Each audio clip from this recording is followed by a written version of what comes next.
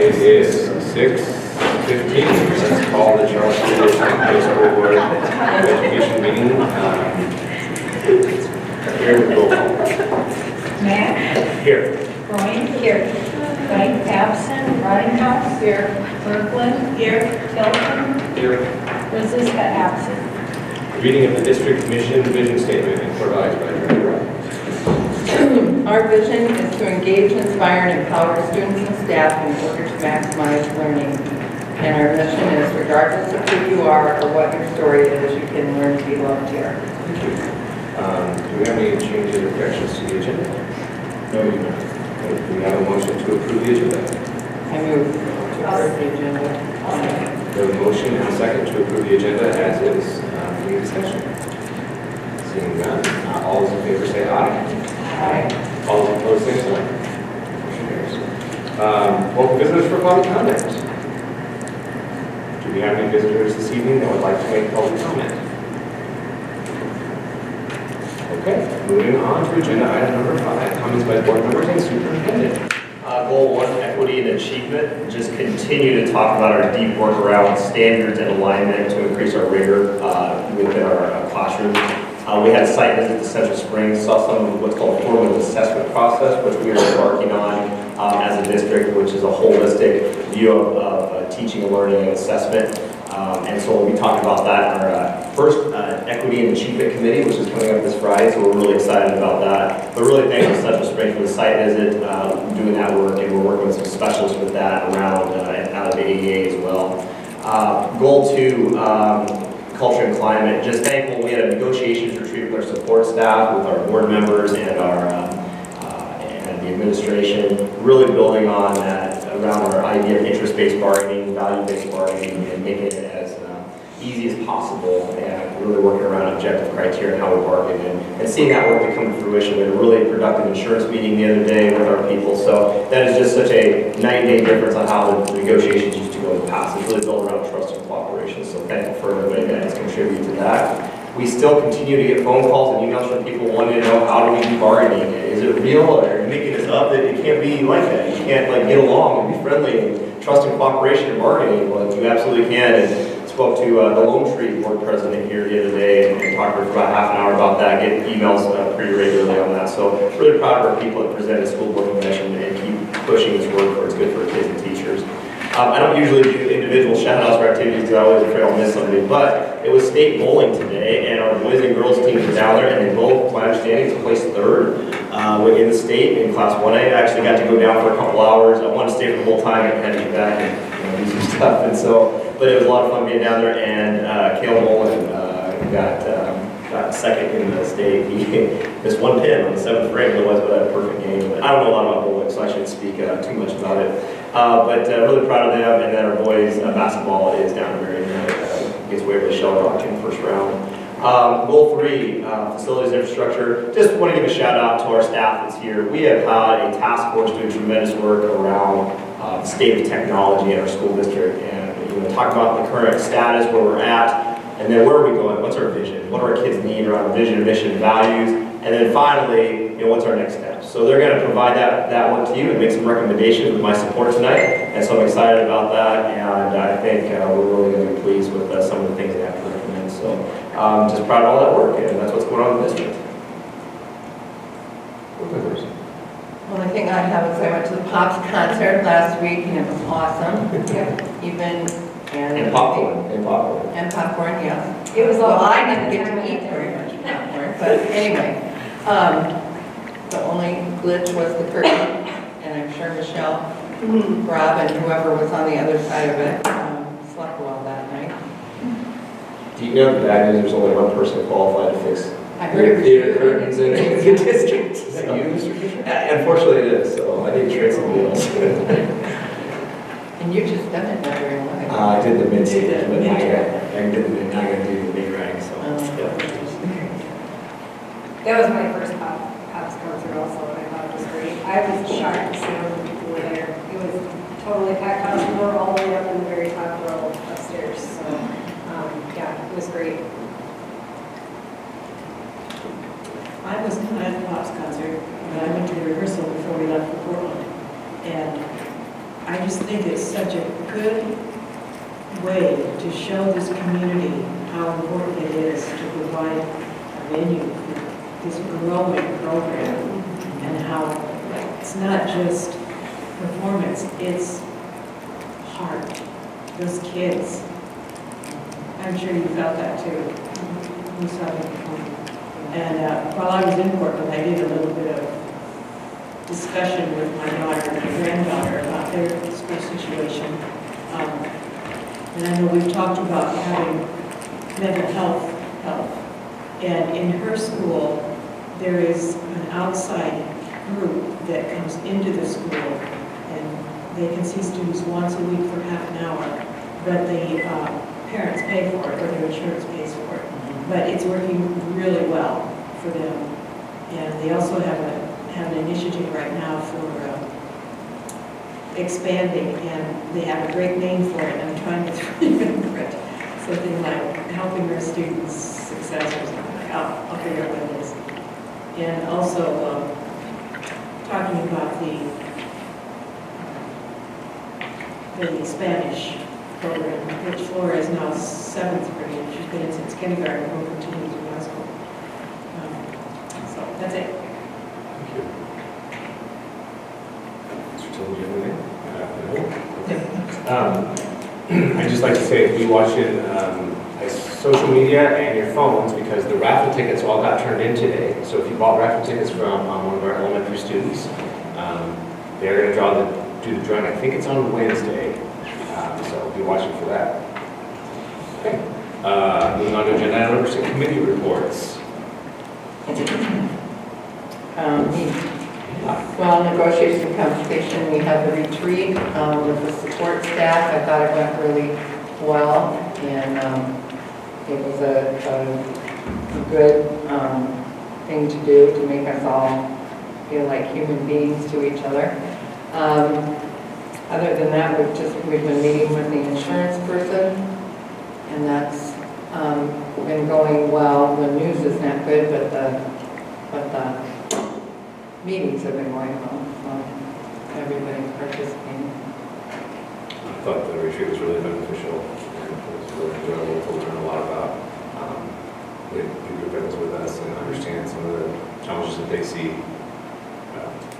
We'll look forward to hearing more about that insurance. Moving on to agenda item number 7. This is the time when anybody may speak about the 2020-21 academic school calendar. Terry, did we get any written comments? No. Is there anybody here who would want to make a comment about that? Seeing none, then we'll move on to agenda item number 7. April Hansen, our Director of Technology, is going to use some cool technology to show us about technology. Now, if she can make this work, I will be excited. Oh my gosh, that's like first time. And Tom Harskamp had a sick daughter, so he's not here tonight. So I'm going to be filling in for the role of Tom a little bit here. Yeah, so as Mike had stated, we got a technology task force assembled. We had a group of teachers, some paraeducators, senior leadership, myself, and then Josh joined us as well. We met 3 different times over December and January, and I have all the members listed there on the team. I don't need to read them all to you. And we used the StratUp process that we had kind of gone through this summer as a district. And I don't know, Mike wants to help me explain the StratUp process? What StratOps stands for is Strategic Operations, and the framework we partner with the Patterson Group out of Colorado Springs. And so why I make a point of this is Tom Harskamp has had a little bit of training through this, through some of our facilitators. So it wasn't just a free-for-all. It wasn't just we brought people in and said, hey, what do you want for technology? What's going well? It was not just a pitch. It was an executed process with exercises that would tease out some of the core issues. And so one of them, for example, was turning points, where we talked about the timeline of our technology in our district. And then the 4 helpful lists, which everybody at this table knows about: what's going right, what's going wrong, what's confusing, and what's missing. And then finally, an opportunity risk analysis, which is kind of a neat process. I can't really show you now, but can show you where the high risk, high reward, and then low risk, low reward opportunities are. So we're able to figure out where's our meat and potatoes, where can we spend the most time and money and energy that is most high leverage for our kids. So just again, want to share, it was a cross-reference of all of our staff, and also we used a facilitated process to get to the meat of it. And what we found, some areas we needed to focus on, or we're looking forward to focusing on, is bringing the technology department more in tune with the classrooms. What's going on in the classrooms? Sometimes we're stuck in that fix-it phase, or we're always trying to catch up, and if we can get more tech innovationists and more collaboration with that group, we can get that exact in the classroom, figure out what's going on, what their needs are, what ways we can help them, develop more of a scope and sequence for students. So again, so we know their needs, we know what they want, what they need to have by the time they leave Washington, by the time they leave Lincoln, you'll get that more set in stone. Came down to professional development again, and underutilized devices, which goes with the professional development. We gave them Chromebooks, but some still felt like they knew how to use Chrome, but maybe not on a Chromebook. They could use it on their MacBooks. So we need to beef up their professional development, which again would go in line with the tech innovation role. And then in the hardware side of things, the opportunity risk analysis. We're kind of focusing with our RFPs right away on some projection systems, the Google Suite. They just had another PD, the Chromebook refresh, and then the tech innovation is what we're looking at as well. So, are there any questions on that piece? So, a couple of those about low risk, high reward. Tech innovation is a position item that costs the district some money and the resources that can be used in other places that we thought about how to make that work. Yeah, we're trying to find more cost neutral transition of roles possibly, and segregating work around. That's exciting for us because much of this would be facilities money, but staffing is obviously not. It's general fund. We're very protective of the general fund, and so with that, we're looking at cost neutral ways to use existing staffing and transitioning roles and permanent duties to make that happen. While we don't have the specifics of that worked out yet, we're excited. We have an admin team meeting coming up soon to talk about that, and we are absolutely confident we have cost control. The scope and sequence, I think, answers one of the questions that I had about keyboarding skills, because I just know that with those new tests, there's essay writing and things like that on there, and if they are hunting and pecking, it's not time efficient. So I was hoping that if it wasn't still being taught, I knew it used to be taught, I didn't know if it was still being taught. Yeah, those are the things we're trying to address.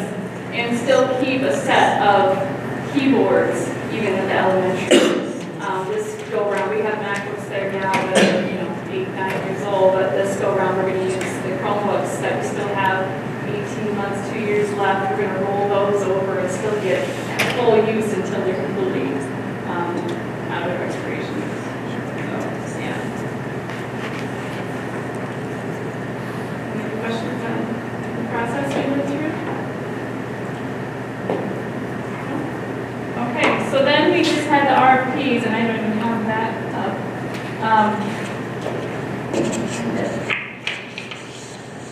But in the RFPs, what I'm hoping to do, we've got a few quotes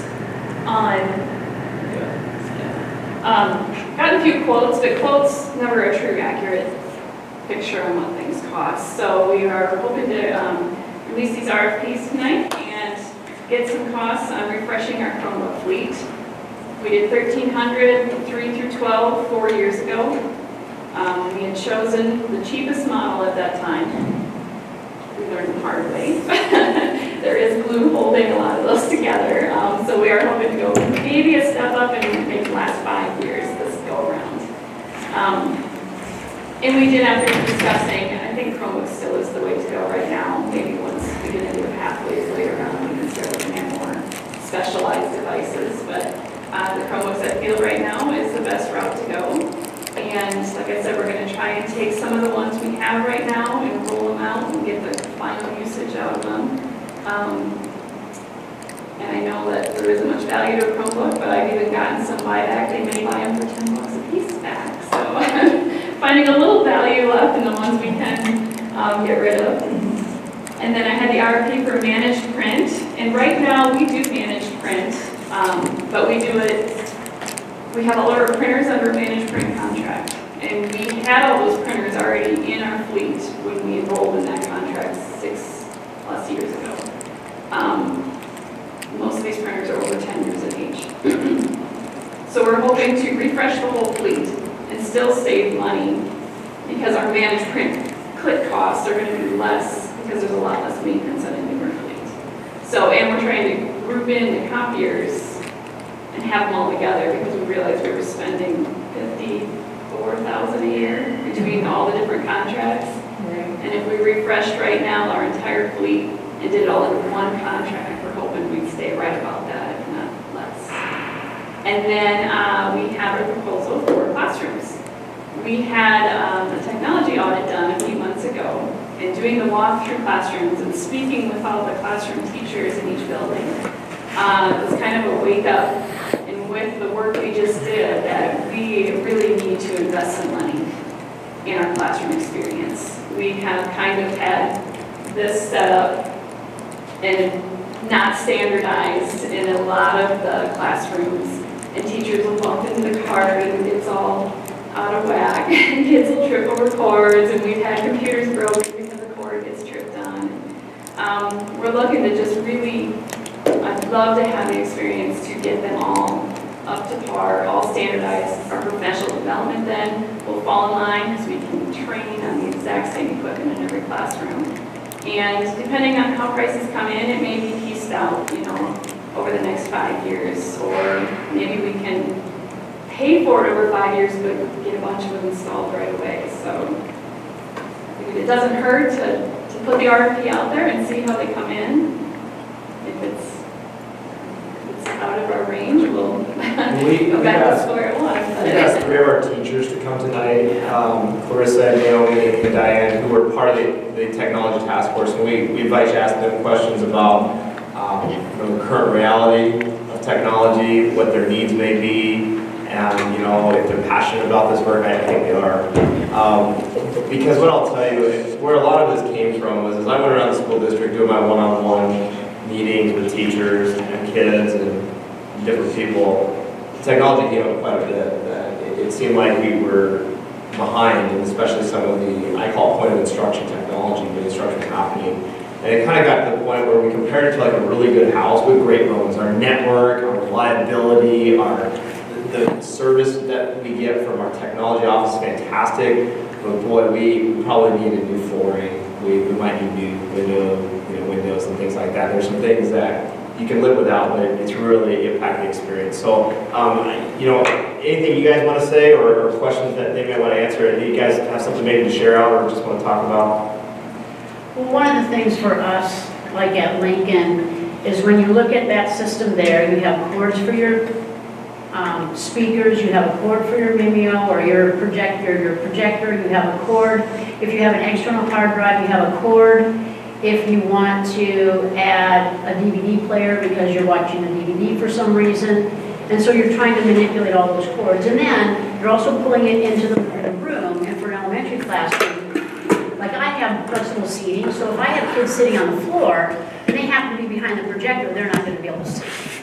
So, so that would be one thing. Also, just with, I have probably my original projector, I have a Vimeo view, I have speakers, and then my computer, where the next person might have an Elmo, which is different from my view, and then someone else has something even different. So we don't even have standardized equipment, and sometimes just if I would have to go and cover for someone and they have a different set of equipment, but I think by looking at redoing everyone with a whole new system, we all have the same thing. And so if I would have to go in and cover for Clarissa, not in her building, but if she had to run to an appointment and I had to cover for her, it's not like I'm coming into her classroom with no idea how to run her technology. And she doesn't have to avoid technology if I'm coming into her classroom because it'll all be there. Also, the system they're looking at is like a little control panel, which could set up against your screen or your whiteboard, and you can sit there and control everything, and then you can flip it to have other kids show their work. And now, like right now, our Chromebooks don't have that ability, so I would have to have them share it with me, and then I'd have to pull it up. And so this just gives us a lot more flexibility and efficiency when it comes to sharing out student work, showing different things, and flipping back in between devices without plugging and unplugging and then trying to find it and waiting for it to come up. And sometimes it freezes on you or you can't find it.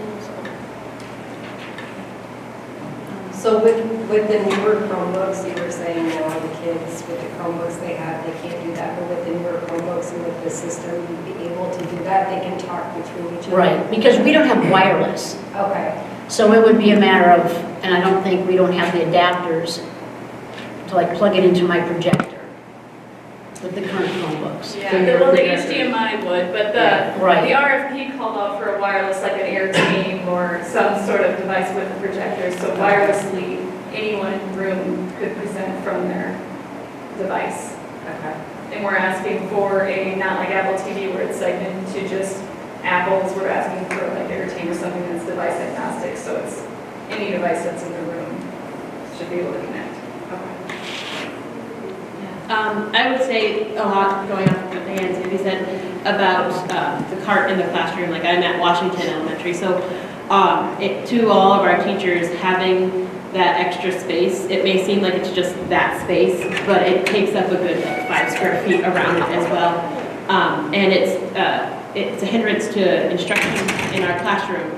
A lot of our curriculum calls for like document cameras, and if we don't all have the same document camera, then our students aren't all seeing the same thing and getting the same experience across classrooms. For example, I'm very comfortable with technology, whereas other teachers are not. And because there's not a uniform, universal standard set of equipment, PD is nearly impossible on it.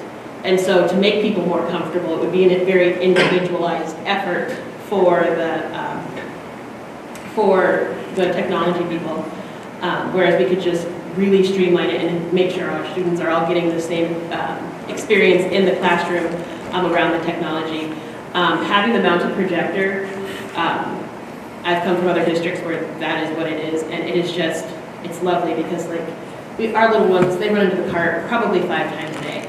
And like and I have the oldest in the building, so I can't imagine what it's like down in kindergarten and preschool. And just giving them the freedom to see, and the technology, it's really, really important for them to have the experience of it.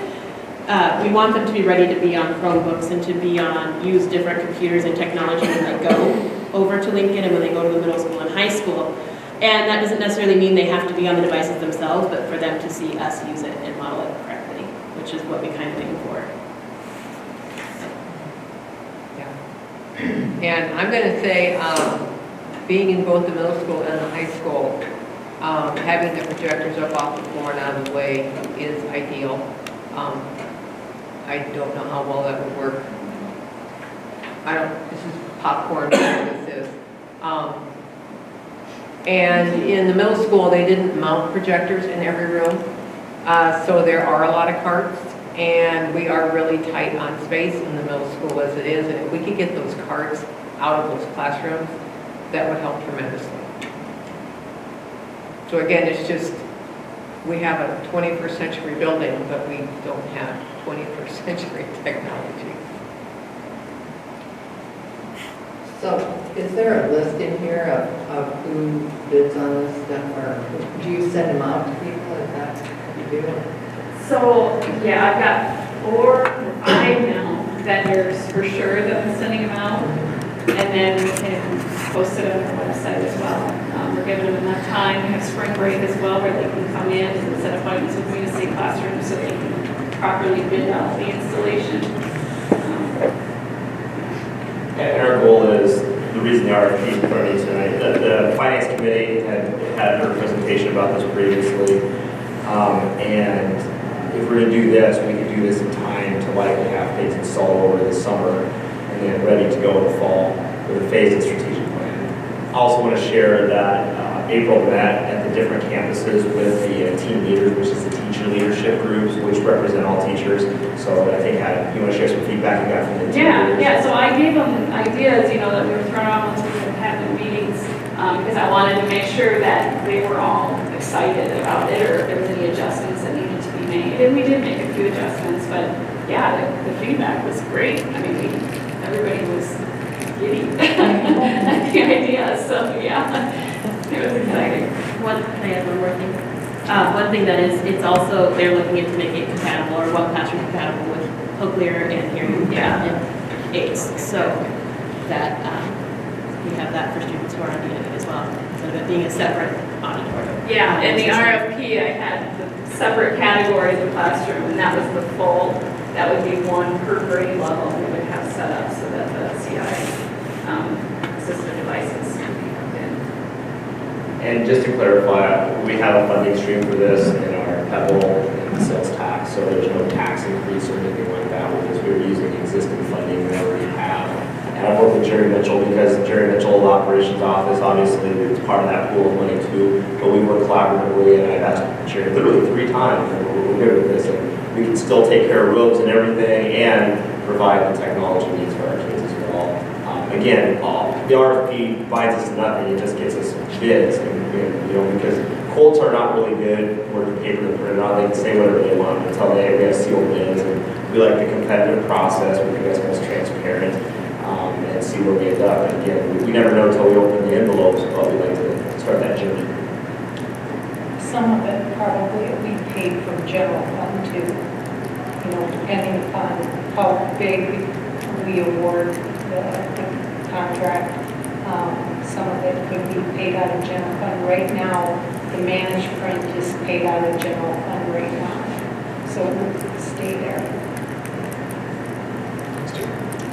How long have we had Chromebooks in the district?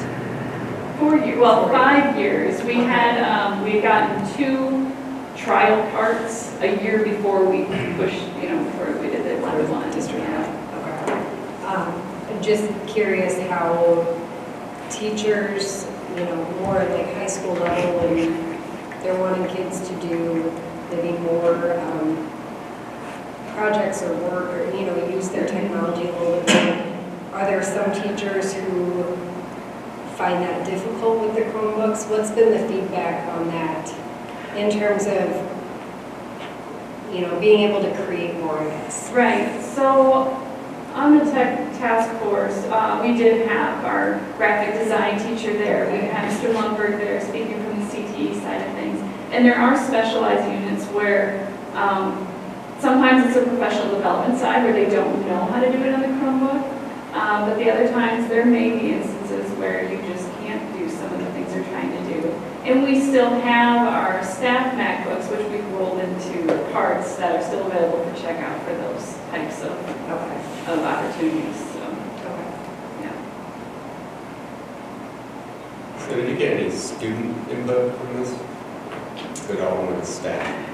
Yeah. We tried to get students on the task team and no one was. The teachers were collecting feedback and bringing it, like Mr. Lumber came speaking on behalf of students. Unfortunately, we had invited students to come, but sometimes they don't come. Right. And so that was kind of a bummer for us. But I will tell you, the invitation was there to about half dozen different students, but we know how busy we are, so sometimes it didn't happen. I know that art students typically need to use programs more often than Chromebook can't process it, Or like someone in English class who has to write papers. Yeah, there's pockets we found that need more of a specialized device, and that's what I kind of alluded to earlier with the pathways. Maybe when we're ready for that, we can have more of those types of devices available for us.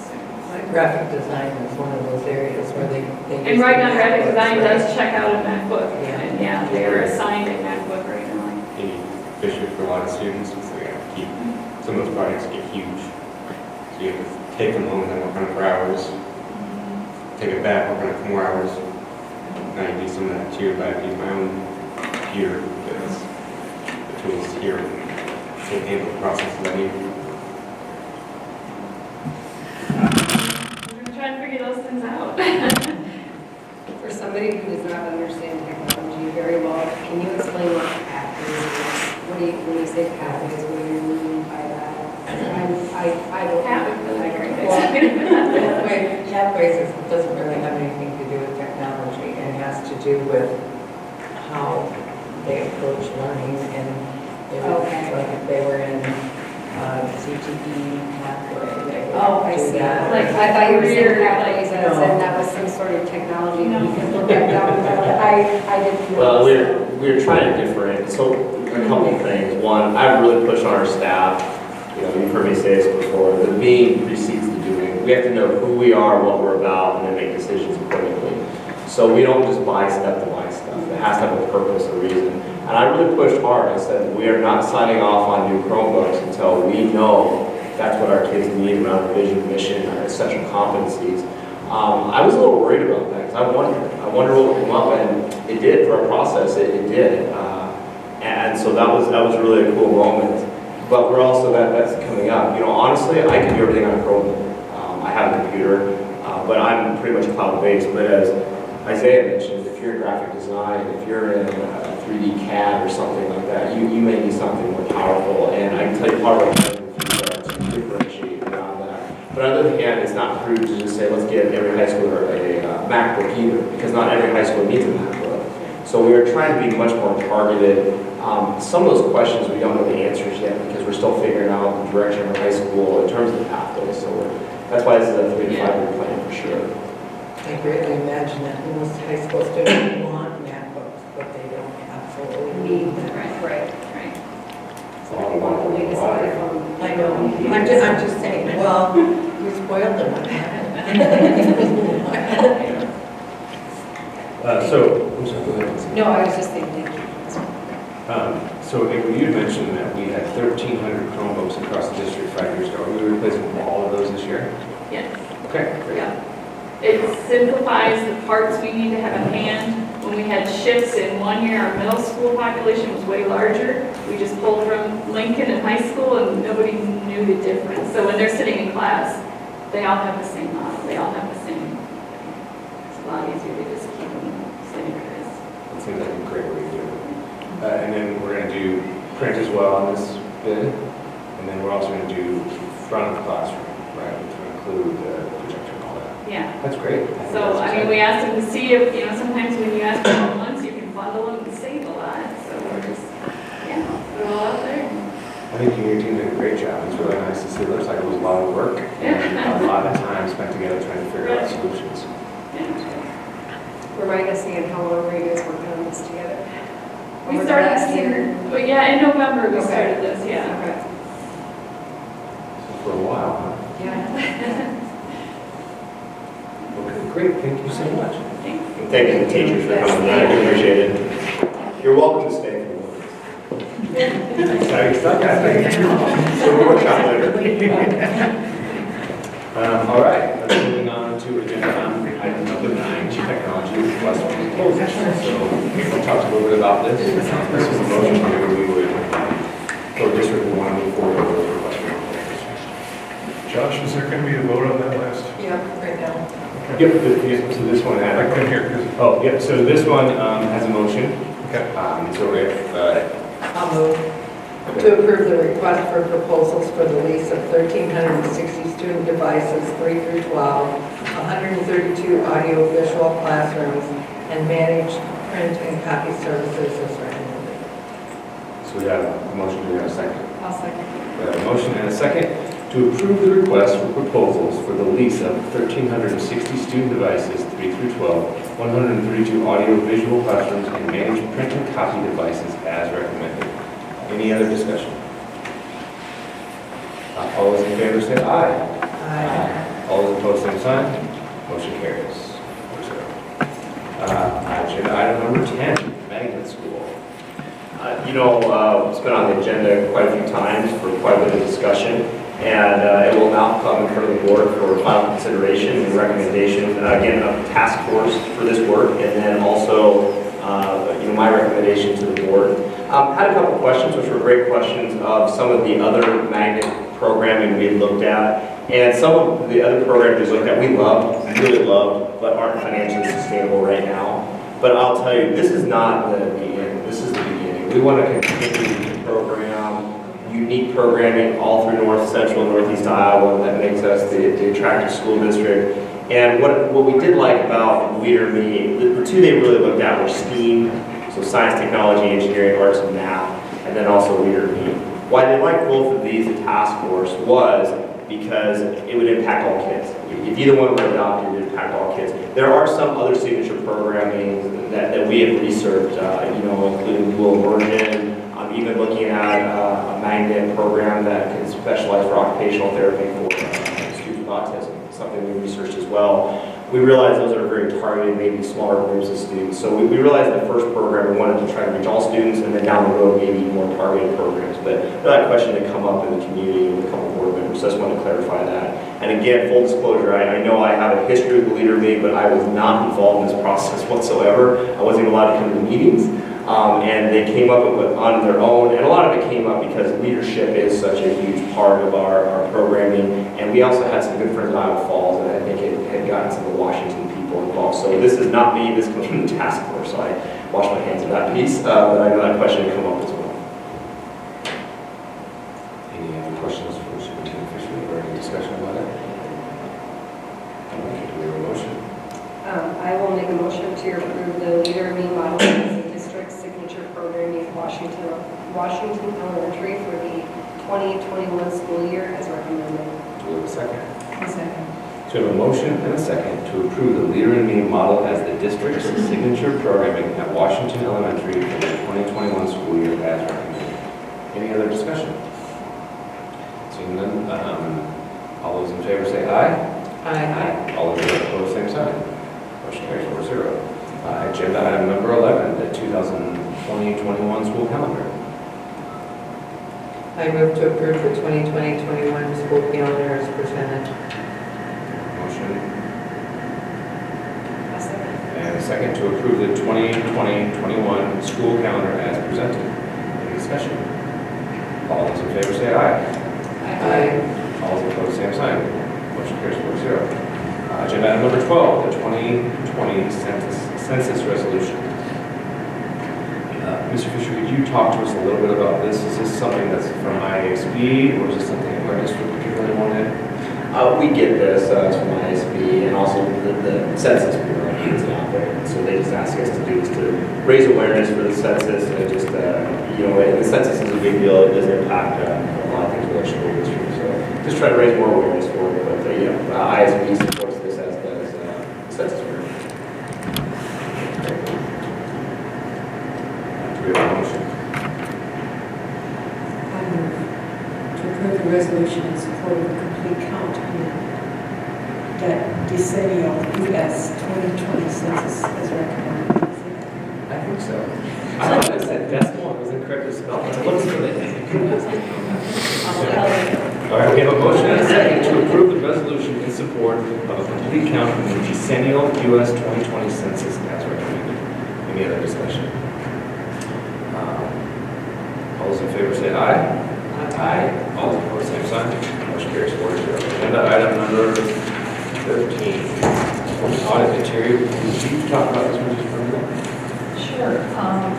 We sent out a request for proposal for our audit service. Our current contract with Nolte Corman and Johnson is up now, so we need a new auditor for our fiscal 2020 audit, and sent it out to quite a few. We only received 2 back from our current auditor and another auditor who actually had the low bid, but in working with some of the references that were supplied and finding a few errors in the bid, it made sense to us to continue with Nolte Corman and Johnson. They have a lot more experience. They do like 140 schools in Iowa. They are very efficient. It would be nice to get a new set of eyes on it, but I don't think this was the time. Thank you. Any questions for Terry, any discussion? I was just going to say that the county treasurer told me that this is the most common auditor that he gets questions to do the enrollment or whatever it is that he, the No, amounts. Yeah, Okay. it's the most common one he Yeah. gets questions from, so I asked. So that seems like in support of this. Yeah. Excellent. Okay. Do we have a motion? I will make a motion to approve the bid from Nolte, Corman, and Johnson PC for audit services for fiscal year ending June 30th, 2020, June 30th, 2021, and June 30th, 2022, as recommended. We have a second. We have a motion and a second to approve the bid from Knowlton, Corman, and Johnson, PC, for audit services for fiscal year ending 6/30/20, 6/30/21, and 6/30/22 as recommended. Any discussion? All those in favor say aye. Aye. All those opposed, same sign. Motion carries 4-0. Agenda item number 14, consideration of the consent agenda. Do we have a motion? I'll make a motion to approve the consent agenda as presented. Do we have a second? We have a motion and a second to approve the consent agenda items listed. Any other discussion? All those in favor say aye. Aye. All those opposed, same sign. Motion carries 4-0. Agenda item number 15, correspondence and miscellaneous, seeing none. Moving on to agenda item number 16, upcoming dates. Just a reminder to the board, having nasal surgery next Wednesday. So, We are excited for you. Just so excited. So I will be completely off the grid for 3 days. And so all school weather calls will be made by Director of Operations in Mitchell. If something happens those 3 days, which I'm fingers crossed that they won't. So they said I'll be a little loopy for a few days. So, Is that different than typical? no. Okay, just thought I'd ask. Great. So February 28th, we have the Equity and Achievement meeting at 4 p.m., which we talked about. March 6th, the Communication and Public Relation meeting at 7 a.m. And then we have our district spring break, March 9th to the 13th. March 16th, we have our next school board meeting, which will be here at 6:15 p.m. And March 20th, we have our facilities committee meeting at 7 a.m. We also, on February 27th, have another negotiations meeting at 7 o'clock. What day? February 27th, Oh, yeah, Thursday. 7 a.m. in high school. 7, right? It's 7 a.m. Okay. Well, now we will go on to agenda item number 17 for our work session. Welcome to Harry Agawam from the Iowa School Board Association. So let's give Harry a couple minutes. Let's take like a 3-minute break. Somebody needs to go to the restroom, get some water, get some pop while Harry is set up. How about that? You keep rolling. But, and here's the thing, you gotta remember that they took a recess, so you gotta edit it out when you edit, but always keep rolling. Okay, so just have one long bit. You have one long cut, and then when you edit it, you use something other than a cut. Right, you said something that's obvious. Obvious. Thanks, James. Thanks, Carter. Good night. See ya.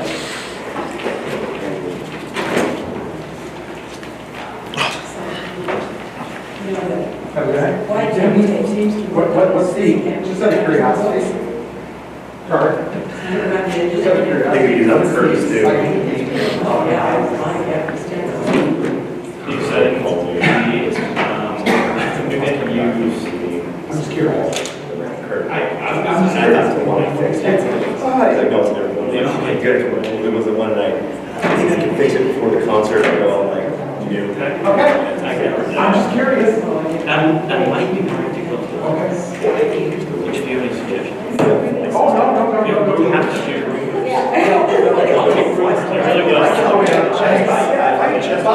Trying to see that. But because I have to go on 12-foot ladder, it's a 3-hour. How are you doing? Good. Well, These are my favorite ones. Good, well, here's a new, now we got some new, But these don't have the little, yes, I'm obsessed with these. I've already read that. Thank you for doing that. We're not headed over there. We got it. Love seeing you. Yeah.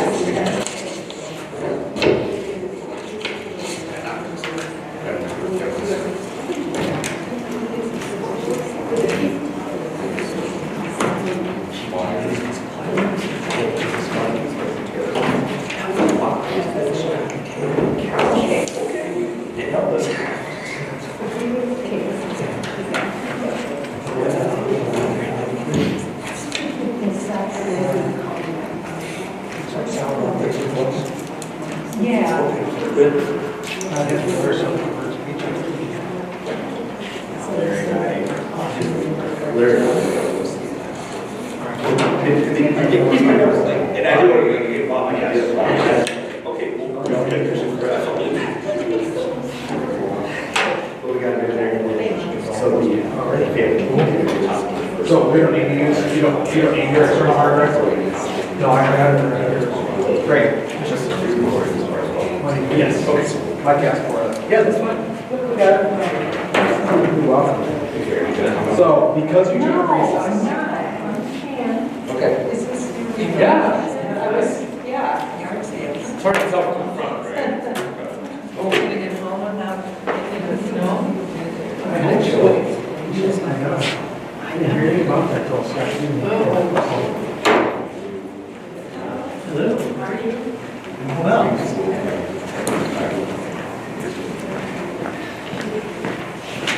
Oh, pins and folders, right? These are really exciting. Yeah, I like that.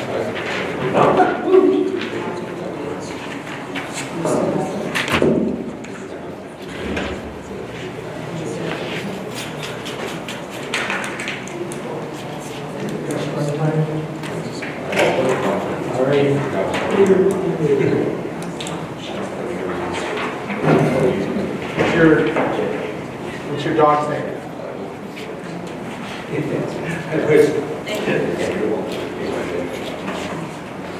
Child pets. There you go. It's back from. So, should I maybe move down where that sits? Is that gonna be, okay? Yeah. Because otherwise I'm gonna be. Yeah, no, that's good. And if you guys are all right, I'd just soon, I'll work from here and. From the table? Lots of talk time, yeah. Yeah. There's only gonna be a couple times I'll show a video clip. Yeah. You've heard me say before, I wouldn't listen to me for 2 hours or an hour and a half or even 30 minutes, 90 minutes. So you guys have to be okay. Is that going on? Listen to it.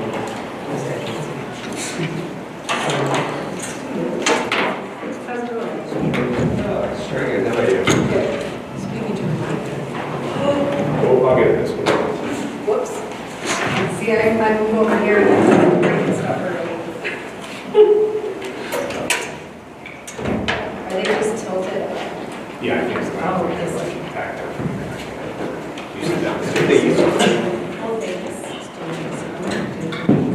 And remember, this is better workmanship points. Yes. Yeah, I wanted to ask, Harry, how we're doing on credit workmanship. My chair's fine, but I think we need to have, at one of our board meetings, we need to have one of those sessions again where we all log in. And go, like, I don't remember when we did that, but that was perfect. And Robin has to, and then we Yeah, used we logged in and we all entered in our settings, we done it. And I'm still trying to hire some kids to take on a project building a point collection system, but I wanted to dime 3 kids to take this project on, and Aaron Bowen reckoned, oh yeah, I bought a Casey's Pizza. And they're like, oh yeah, and then a week later, got back to me, I don't know, Mr. Fisher, I don't think we have enough time. So I've got You shouldn't have given the free pizza first. So there might be 3 more kids that I'd asked to take on the project. I'm cold. That's what they did. I turned the heat down. No, I got it.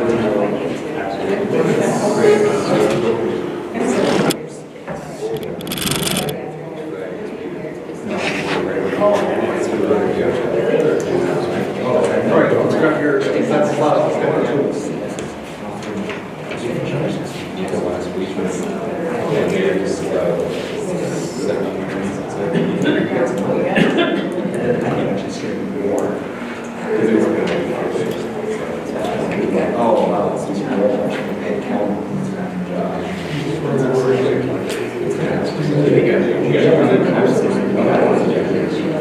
Yeah.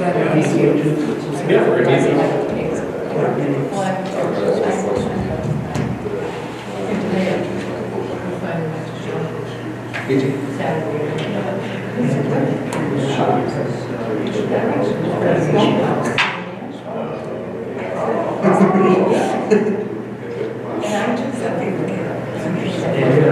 let that know. I can work on that. That sounds good.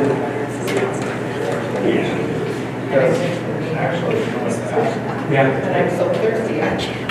Did you first that? Yes.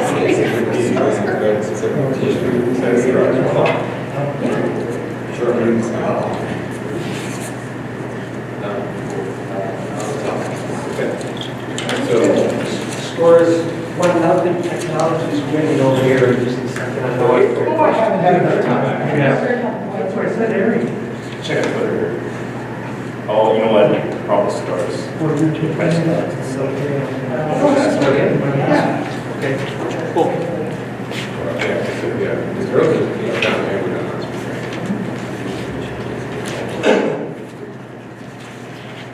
All stars 6:30.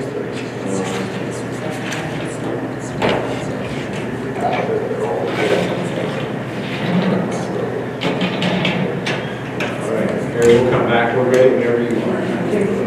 We'll start on these, and then he's gonna take her around and get some of my speakers. Are you ready? We're all here, and we are ready to go. We're going to do that all of our attention, undivided, for the next 3 hours. It was fun to listen to the technology piece presentation and just answer questions and the planning exit, which is nothing to do with the workshop, and in a sense, I really think it is. Later, protocols and questions, which I think as a tool might be really helpful to you around that issue and other pieces moving forward. So, I flip the order here. What I want to do is focus the first 45 minutes or hour on Ford's role, how to squeeze every inch out of the role of the board when it comes to teaching and learning initiatives, which, to say to you, good for you, because that's a place we're not where we need to be as a state. So all the other nuts and bolts stuff get tended to easily, but how we keep riding herd on teaching and learning. For me, it's the most energizing piece of work that I get to do, so thanks for the opportunity. Hang out on that. And hopefully you read that and saw that in the article about the right stuff. So your journey is how do we make sure that we stay focused on the right stuff. Good for you. So, I'm going to ask you to do this. In the last 20, 30 minutes, we'll revisit your operating principles and talk through what might be next steps and all that. First thing on it, in your gold covered packet, page 1, if you just follow along on the front side, story of Roger Pampers, now a retired board member from Northwest Iowa, but I want you to think about this for a minute. And I got to know Roger really well several years ago.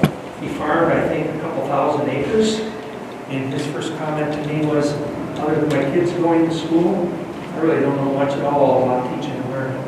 So I listened to, after we set the stage here with Roger's work, they first said, how do we up our leadership around kids learning, instruction, and see where he is a couple of years later with the board really moved it now and engaged. So when he first ran for the board, he admits readily that improving student learning was not why he ran for the board.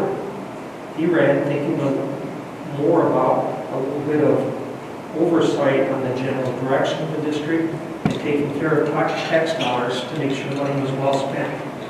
Professional development of staff, that was one of the hardest things from his mind.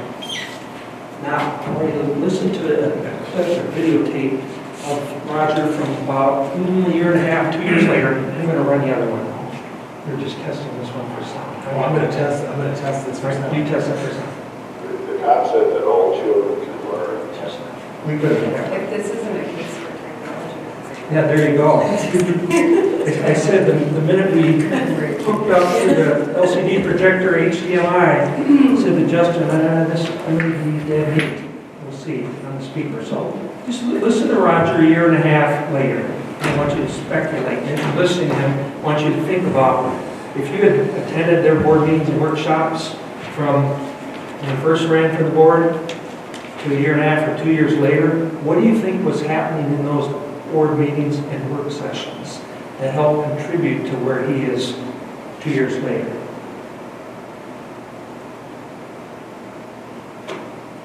The board's role in protecting, especially professional development, is talking. You know, when people in the community come up and say, the teachers have another day off teaching for professional development, we have a very good answer. And he's going through the importance of teachers in the classroom, the importance of the reading comprehension initiative, makes it much easier to defend parents find child care or something like that. And you hear those comments, it makes it very easy to say, this is important stuff. And we're doing this so that we can teach your child better. So over the course of a couple of years or less, Roger goes from probably just take care of tax dollars and make sure that's going well. So you can listen here, it sounds like the spokesperson or advocate for professional development for staff. Could you speculate for a minute, if you or I had attended all the board meetings, or many of them, or watched them on videotape, what do you think that board team was doing over how they were using their time over the course of that year or two from when he describes himself here to now he's a spokesperson for professional development? Now, what kinds of things do you think were happening? We're probably listening to their teachers. Absolutely. Getting ongoing progress reports, much like your technology piece tonight, except tied to instructional matters. What else do you think was happening?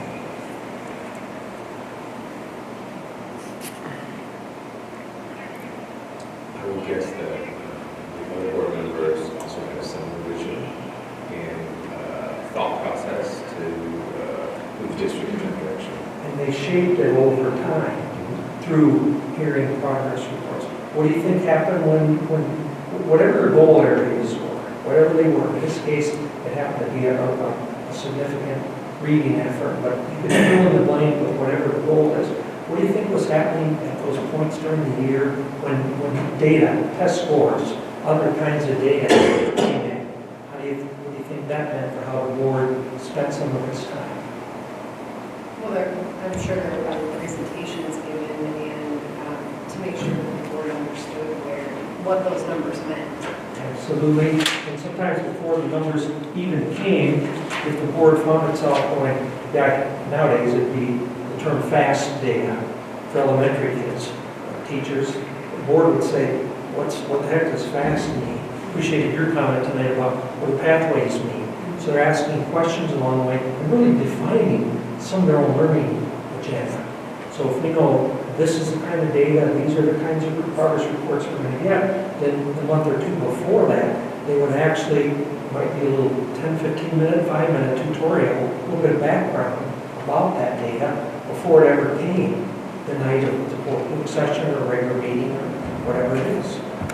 What else do you think that speculate with me some more? Before they started, they spent almost zero time, as Roger described it, on teaching and learning. What do you think it looked like a year or two later? Hoping it improved. They did increase it.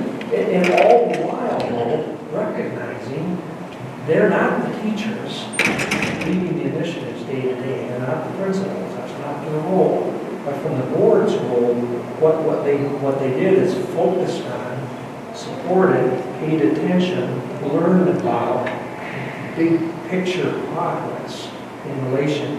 At that point, it was the reading effort.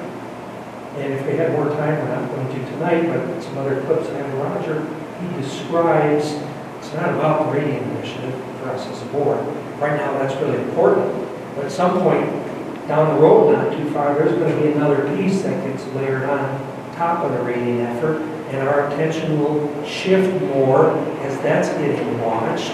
We're paying more attention to that. Also circling back on occasion to see how it's going with the reading initiative. And there will be something else down the road that will layer on top of that.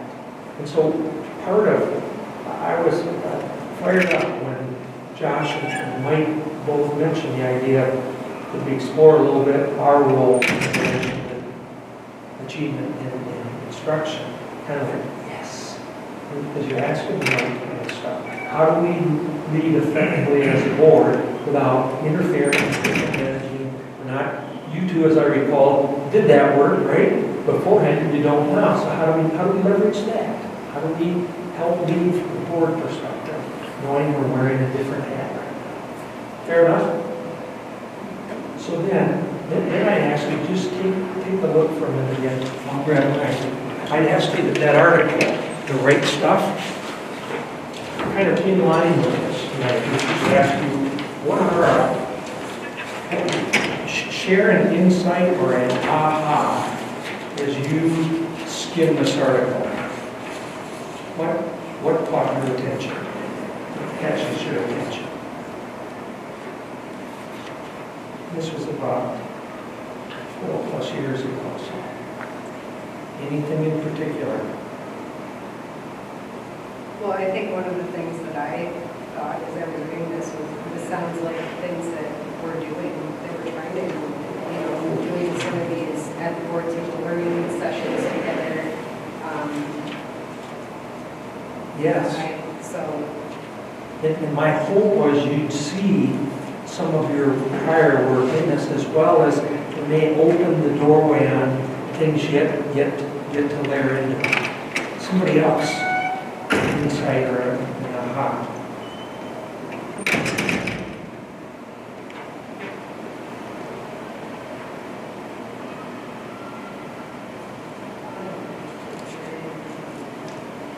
I think it's more than just a specific item.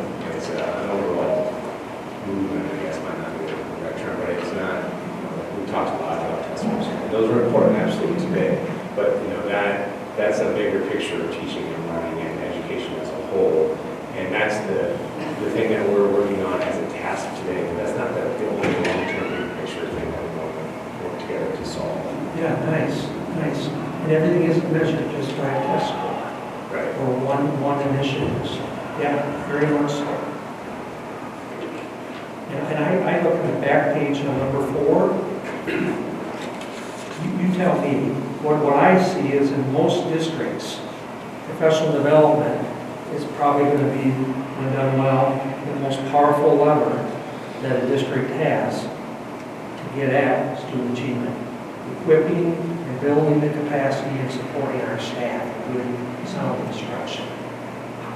How do you see that as a lever for you as a school district? And again, your role as a board member, you're not planning, you're not directly overseeing that professional development, but how much do you see that as a key lever to strengthen what your staff does as to interact with kids? Well, I see it as very important.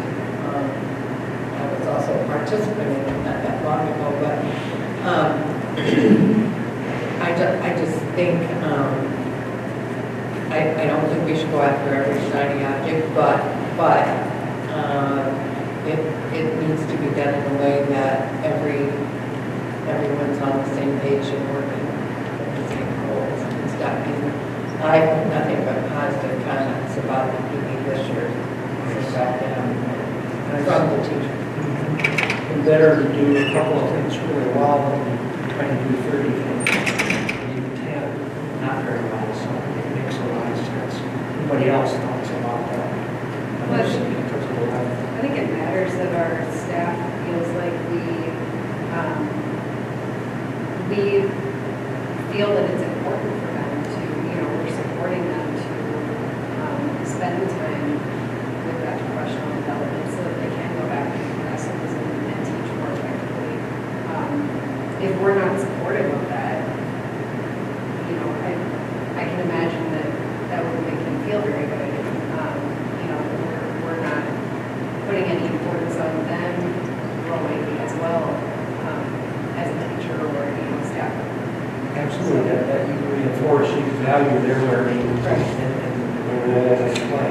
Makes a ton of sense. Some days you haven't done this, so this is probably a period thing. Like task one day, are you successful late starts or full days or half days? Full days? So if you've done this already, cool. If you haven't, someday You do the math. You two run the math on how many teachers we have, times what the average hourly or per diem rate is, times the number of full day dismissals we have across the year. Put a dollar figure to it and say to yourself, when we look at whatever it is, 7, 8 days a year, 6 days, however many it is, times the number of staff, times our hourly or per diem rate, it's a huge investment that your district is making in your staff. That'll shed a different light on. It's not just another donut day, as some districts it can feel like, or some places where they haven't strengthened the staff development to where it could be. So, yeah, I want you to, you should hear some more, something similar to yourself. I want you to listen to a teacher from Rogers District, again, a couple years after they were focused, and I'll bet you'll hear some things that you likely will be hearing from your staff here. So Mel's a middle school teacher. When a district starts a large initiative, at first it seems overwhelming, and it's at first probably for our district seem like other professional development things that have come and gone. Just another thing to add to the repertoire. But when a real initiative takes place, like the one that has happened in our district, where the school board is committed, the administration is committed, eventually the teachers come along to the commitment and realize this isn't going to go away, that's when it's going to in turn benefit the students, which will benefit the community, and the community comes on board. And when it's a long-term commitment by everybody involved, you get excited. And the teachers get excited, and they realize this isn't going away, and they want to be a part of it. Of the teachers I know. So what did you hear in terms of her perception of the board's commitment in her district? Just a sentence, what did you hear? You must be on board. People are, staff is looking and listening. I'm delighted you're taping your workshop tonight. You're modeling, learning yourselves, and potentially here communicating to staff. We're wanting to provide at the board corporate level the best leadership we can for the things that we're trying to accomplish and get done in instruction on behalf of kids. Somebody else? I would say the one thing that we have worked on really hard, specifically since Mike has been here, is culture and climate. And this to me is a culture thing. It's how the district is going to be, there's 5 elected board members up here, a superintendent and a business manager. At some point, we're all going to go a different direction. But that culture remains. And so everybody who comes to this district understands how that is and how that's going to be, employees, board members, whatever that is. Indeed, something that will last well beyond your tenure. Our legacy. Yeah, exactly. Building something that as the board turns over, and when you're ready to retire or win the lottery or wherever you would next go, that you built a culture where it sticks, sticking power. Well, Absolutely. it's also a reflection of our vision that I read earlier, that maximize learning for staff and students, and we're students of the board, too. So, Absolutely. students first. Absolutely. It was tickled when Mike sent the most recent copy of your strategic goals. Again, the idea of culture, the kind of culture, unless I'm brain dead, we're not asleep at the wheel, you can't miss it. And you see it in your strategic plan, and that's such a critical piece. So I'm going to ask you, would you turn to pages 9 and 10 on your strategic plan, please? I'll grab mine. Well, strategic.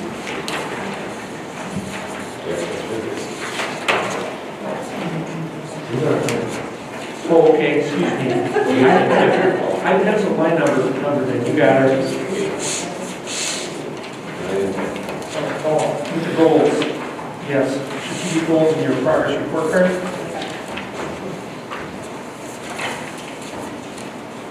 So, you guys tell me, I'm looking at this first page, your equity and achievement goal, the 3 parts. And then I'm also looking on the next page.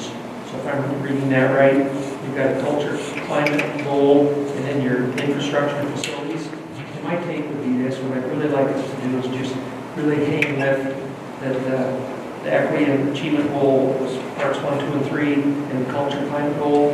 The facility stuff, you just keep right on working on that. But the fun piece, I'm serious, but the fun piece is that we just circle back on these goals that really impact kids, not that your facilities don't, but you're aimed right at equity and what you want for your kids, what they want for you and your classmates, right? And the kids who are here after you. So I would ask you this, talk for a couple minutes. How much does the microphone interfere if I try to have you talk with somebody next to you for a couple of minutes and then circle back? Will we get probably all kinds of multiple chatter? I don't know, Mr. DeVore, will we get a lot of crosstalk? No, because the camera is not wired into the sound system tonight, so you probably will just hear mumbling on the camera. Okay, then just maybe talk in a couple of threes and threes for a minute. And I just want you to think about, okay, just quickly, what are the big goals, your academic achievement and your culture? What's this mean to you as a board and to your district? And what do you see as the impact on kids? So what does it mean to you in your district? And what do you see as the big, what do you expect as the impact on kids? We're going to just talk small groups.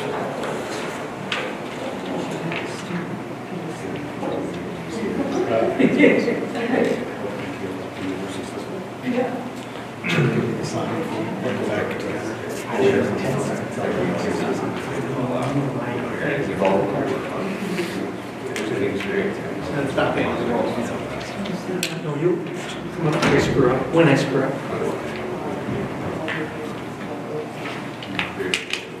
Am I in your way? Because I can shuffle off to the side. Well, I mean, we're just recording what you're doing, so. Okay.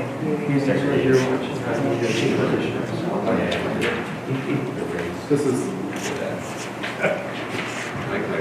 I'll give you the same rule you give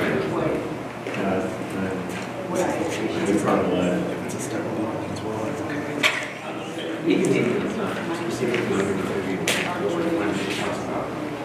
Process, so it's very clear on how we're going to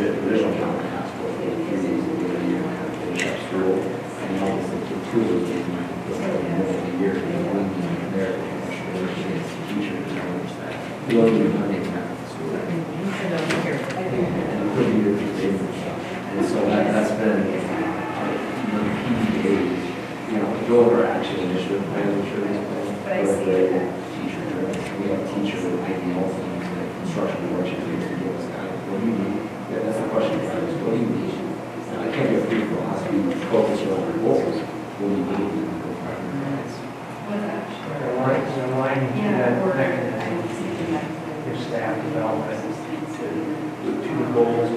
bring in more than staff? So we manage the environment, so what that means is we call setting up funds, they have a lot of autonomy. We still have borders in our, but we can't go off with recognition, these are the things that we have to. But within that playground, you have a lot of autonomy, which I appreciate that. Okay, yeah, he's gonna put the mics back on. We'll do that in a time or two. Just so it doesn't, 4 or 3 or 6 people talking at one time. Okay, so then I want to ask you one other thing, and have each small group share a couple of pieces. Would you turn to page 3 in the full cover packet for a minute? I mean, you've really been chewing on questions 1 and 2. What's this mean to us in the water district? What's the expected impact on kids learning? I want to move in a minute down to questions 3 and 4, but first, circle back. So share a couple highlights of your small group discussion around what these goals mean to you as a board of your district. Where's the payoff for kids? So share a couple things that popped up in your small group discussion. It was good stuff. I kill it, right? How about like what I just talked about, the structures Yeah, we had some nice things happen. I know a few years ago when I got here, cultural plan was, our staff was evaluating the PD days, and they decided, yeah, I use those for snow makeup days, I could get out of school earlier. And then last year, we transitioned, because we restructured PD with a lot, with teacher voice, teacher choice, they're part of that process and the design of it. And then they come to me and say, come to our leadership and say, Mike, let's flip it. We don't want to lose the PD days, they're valuable to us, we need them. And that speaks to the leadership, the teacher leadership, and that was really powerful.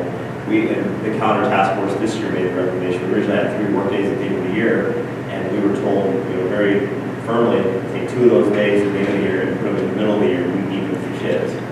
And now there's only 1 teacher work day at the end of the year, and Pat had a good point. They'll still work 3 or 4 days in the classroom, but they didn't want it for classroom period of time. They wanted it for professional learning during the year. And wow, that just, as a superintendent, makes your heart feel good that your staff are saying, let's do the right thing.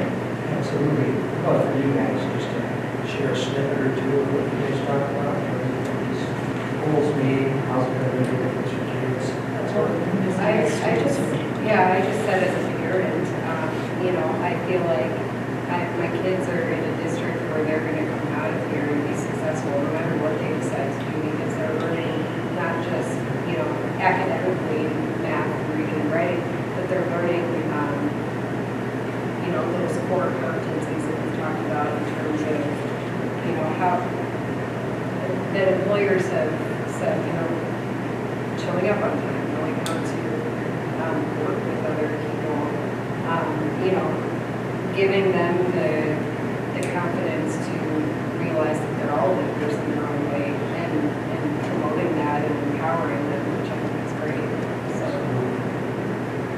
Okay, and then just to lean into one other one, not to go deep on this now, but what I'd encourage you to do is you think about after tonight, that what are next steps for us as a board to continue to elevate our leadership. Where can we make a difference?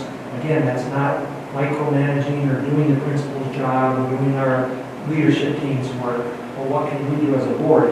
I think increasing your own understanding as a whole board around questions 3 and 4, striving to continue to understand what does Mike and principals, and really adding with question 4, teacher leaders, what does their leadership look like for this goal? Sue, administrators, teacher leaders, and really it works its way out to all staff. But some folks are helping guide, as you described, the effort. So what do those goals mean for their leadership? What's it look like? And then number 4, as you think about, okay, there's only so many hours in a year, so many hours in a month, what are those describable steps? What are those kinds of information that would help you as a board understand how these goals, equity, student achievement culture, how things are going? What would be the kinds of information that will help you better understand how it's going? And I'm not suggesting it's a whole bunch of new stuff. It may be things you're already getting.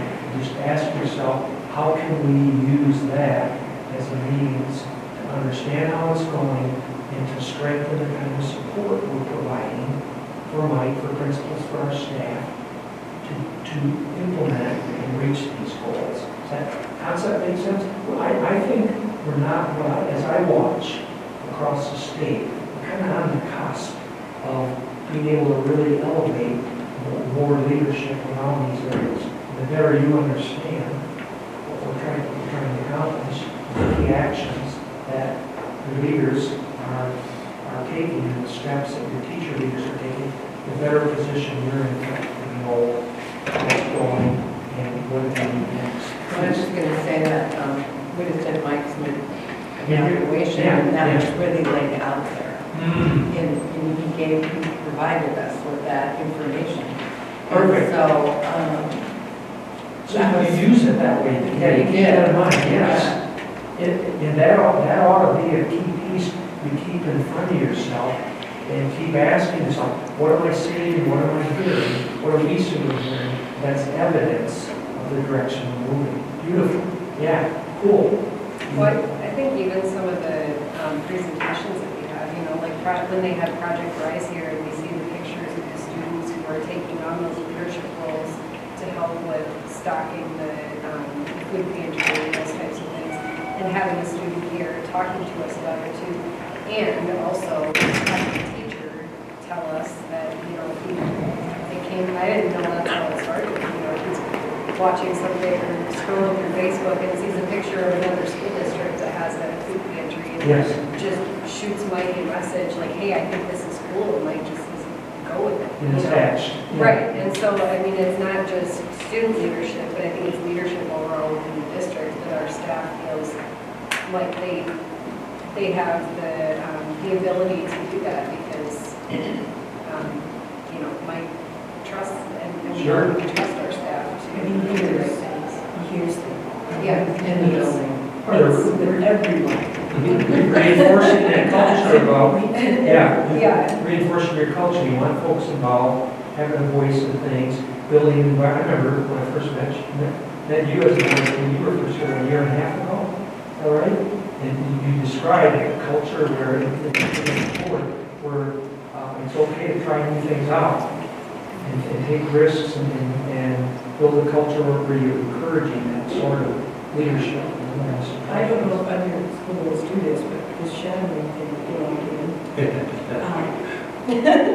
I think it's going to be very informative because we will be personally with that teacher or that custodian or that parent for a day. And you'll get the sense of how things are going. What their day looks like and what's their relationship. And I also think they really appreciate it, that we care. I reckon that too. You could take something tonight like a leader meet, your upcoming effort at Washington, right? And ask yourself that question 4 as you look ahead over the next couple of years. What are some of those steps that we could describe that would help inform you how that leader and lead effort is unfolding over the next couple of years? Not because you're called upon as a board member to go out and fix something when there's potholes in the road or a wrench in the works, but so you can understand how it's going. And that opens the door again for support. Well, another thing is like, when you can, and I realize I'm retired, so, but Project Rise had a business after hours, but it was at noon, you know, and so I came up for it because I wanted to support the people that were doing that and the kids. I wasn't involved, I toured everything, you know what I mean, but just to support them, you're there, they appreciate you being there.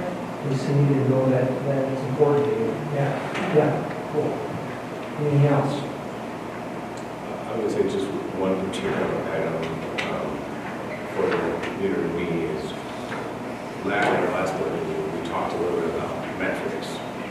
We briefly kind of touched on the metrics for that program to help make sure that it will be successful by setting, achievable, measurable goals as it moves forward. So once it's been in place for a year or 6 months or 1 semester, we can say, okay, these are the goals or expectations, and we've achieved those, or we want to, modify them so we can continue to move it forward. And so that will give us direct feedback to the board on a regular basis on how that program is progressing. In relation to those metrics. So then here's the one that almost any board I work with that says, okay, so if we're going to take another step forward in how we can provide effective leadership for teaching and learning efforts, what's our, on my lawnmower, I've got a governor who will only let it ride so fast. I probably need that. Yeah, there you go. So many RPMs, it's only going to work so fast. And what's the regulator for you as a board? Here's one I urge, suggest, say really loud, is when it comes to the metrics, which my guess is from the folks who are going to do the training, the leader, and your staff, they're in best position to be able to unpack those metrics and then come to you, superintendent administration board, and say, these are the things we're tracking. So one of those, how do we learn more and stay on top of how it's going without getting lost in the weeds as a board? You're not setting the metrics. You're relying on your staff to identify those metrics, but then come talk to you about what they're watching, and there's your chance for learning. Tell me more about what that one means. Why is that an important one? Those sort of things, I think that's one of those gauges. How do we elevate our leadership as a board without climbing over and grabbing the steering wheel, which really is our staff and our administration. Does that kind of concept make sense? It's not rocket science. The place where I see on occasion where boards, well-intentioned, kind of find themselves either tension or micromanaging or perceived micromanaging is they're grabbing the steering wheel, wanting to identify the metrics. They're wanting, I think that's one of those dividing lines. And so I say that in love and affection here, you just have to kind of monitor that piece and watch them. But all the while, still paying attention to what goes on. A couple of you are smiling, what do you think? How about you? Well, I'm thinking that we have a strong enough leadership team and superintendent, but that's not going to happen. Great, good. That's what I'm thinking. Good, good. We're kind of distributed leadership already. We are. So we asked them to create the program. They picked it. They're going to set the metrics to the people who know best. They're the academic people, so we want them to help us. And we want them to make those decisions and tell us, this is how we're going to do it. My guess is just listening to you've got confidence and trust in the builder, that leadership group, and they're strong enough to do that. That helps keep kind of checks and balances there. Well, and the beautiful part is that no recommendation do I make to the board that doesn't have a recommendation of at least probably 2 to 3 other senior leaders, and then all of their, because the way we work is all of your senior leaders, principals, directors have their own leadership teams, teachers, paraeducators, bus drivers, everybody that are giving their recommendations. So what I feel good is every recommendation is built upon the recommendation of probably no less than 10 to 20 of our own staff members. They're all that structure is feeding into by the time that. And there's the accountability piece. If the board overrides me, which is absolutely their privilege and their pleasure, but it's not just me, it's multiple people. And so there's checks and balances there. Cool, nice. And I think as a board, because we understand that that's how things work, we're satisfied with those recommendations because we know that it's coming from the people who understand that whatever the issue is or, the subject that we're talking about, they understand it best because they're right there. We don't necessarily know what we need to do in terms of lessons or whatever it might be. So to know that we can trust our staff to make those recommendations is Structure in place or structure. Even the board itself, we have our committee structure, and I think, we have to be able to trust each other that you're doing, letting people know from the committee standpoint what's going on enough so that everybody understands that, Nice. So it's, my language listening, it's been vetted across every levels. And I'll say too, I'm really proud of this board, is that the really big stuff, there's board members on those committees and task force generally as well. You saw it there. We're doing a big metric task force. We're creating our own school report department. I know we have 2 board members sitting on that as well. You know, not the smaller stuff, but the really big boundary stuff. You know, we want all stakeholders at the table, and I feel like we're in the right direction. We're keeping the right people at the table. Cool, that makes my job easy, come up and listen, you talk a little bit, ask you a few open questions, but that you see that the structures and the interplay, like all this stuff's working in concert, which is good. So a couple other things I want to look at the protocol that may help you next steps. You might say, we're already doing that, and then you reinforce it. So real quickly, page 7, just the roles. I'm back to, you already have taken care of that first role by your strategic plan. You've got your goals, right? You have mission, vision, core values. That stuff is set. And my take is when we look at this protocol in a minute, I heard you asking questions, particularly the technology pieces, which is in my head one. That's info you can use to support that work. Cool. That's ingrained in the way we do business. I want to focus more heavily, go off less on that third one. And when I say hold the system accountable, I don't mean in the old days when I watched the Cool Man Luke movie and the sheriff is there with the beard, sunglasses, and arms folded. I'm dating myself. I'm just like, you will do this or else. I'm not talking about that kind of accountability. What I'm hearing you share tonight is given the structures you have in progress reports, when you said kind of doing some of that now to reinforce that. That's one level of accountability. The initiatives, where we going with that. What comes in this decision for 1,360 pieces of technology tonight, right? And so in 6 months, in a year and a half, in 2 years, what do you do as a board to ensure, a board soup team, that you're continuing on the big stuff like that, to hear progress reports? We made a really big decision with a lot of money tied to it. What are we getting for that effort? What are we seeing over the next couple of years? That's that accountability. Here's the other piece. You tend to think of accountability board to suit to staff, but think about the concept of, I'm going to call it lateral or horizontal accountability, not structure from board to suit, principals to teacher, leader, blah, blah, blah. But what's it make you think of when you think about accountability for us as a board team to each other on this stuff? What's that look like? I think transparency is really important. Beautiful.